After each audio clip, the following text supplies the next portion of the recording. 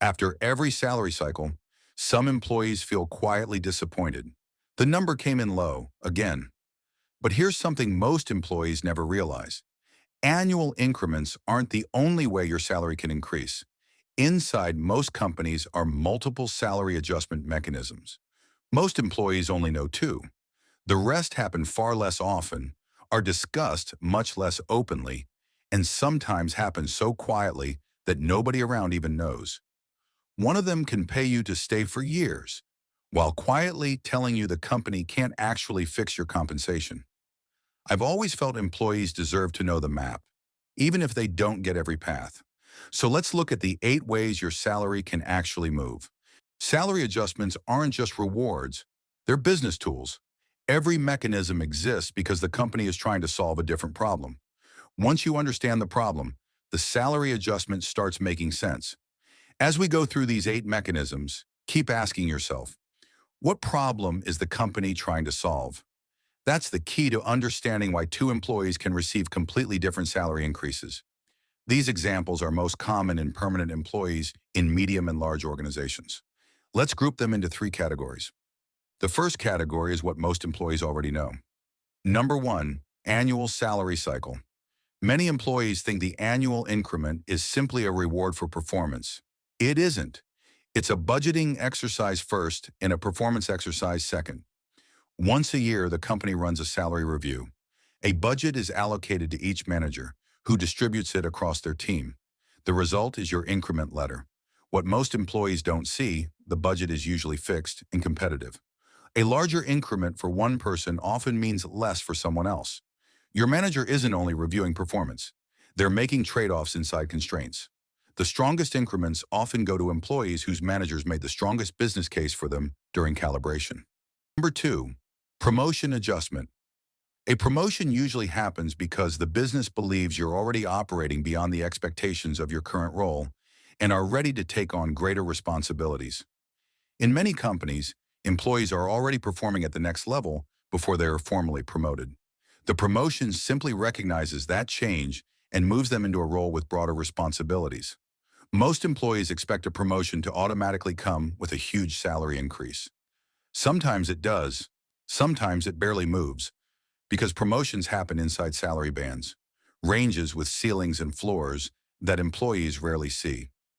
Where you land inside that range depends on budget, timing, internal parity, and the strength of the business case supporting your promotion. Most people accept the number without ever realizing the range existed.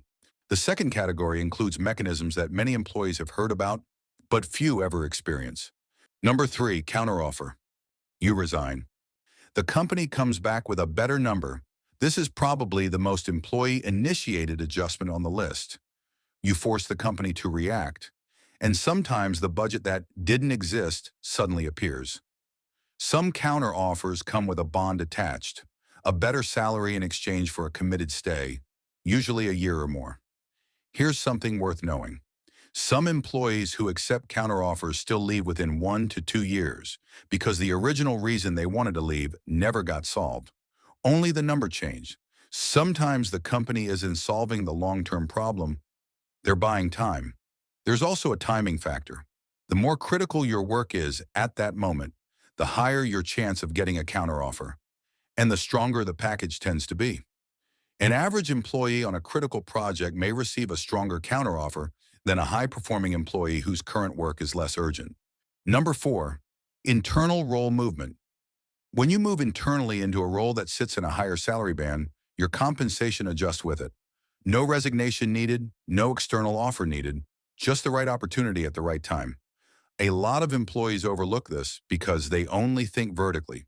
Promotion, manager, next title. Sometimes the better move is sideways first, into a role the business values more highly. Hiring internally can also benefit the business.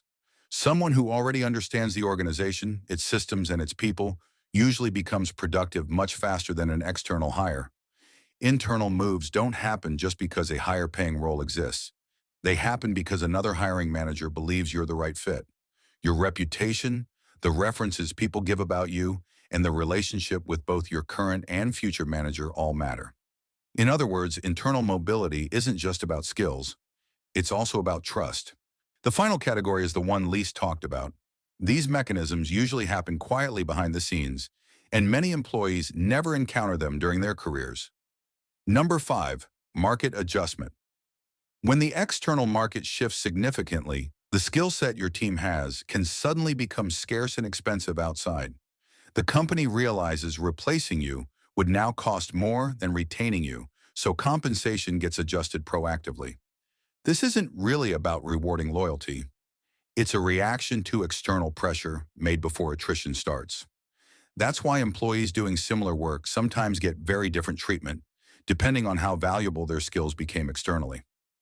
At certain points in time, cybersecurity engineers, AI specialists, or cloud architects suddenly became much harder to hire.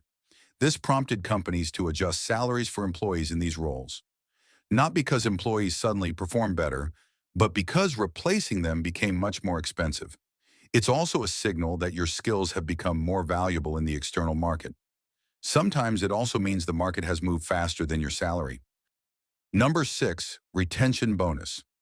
This happens when the company knows you're at risk of leaving, but can't fully solve it through normal salary mechanisms. Maybe your grade is maxed out, promotion timing doesn't line up, or budget is constrained. So instead, they offer a lump sum, either immediately or spread across multiple years. The multi-year version is essentially golden handcuffs, and many employees still leave once the period ends, because the underlying issue was never fixed. If you're ever offered one, understand what it means.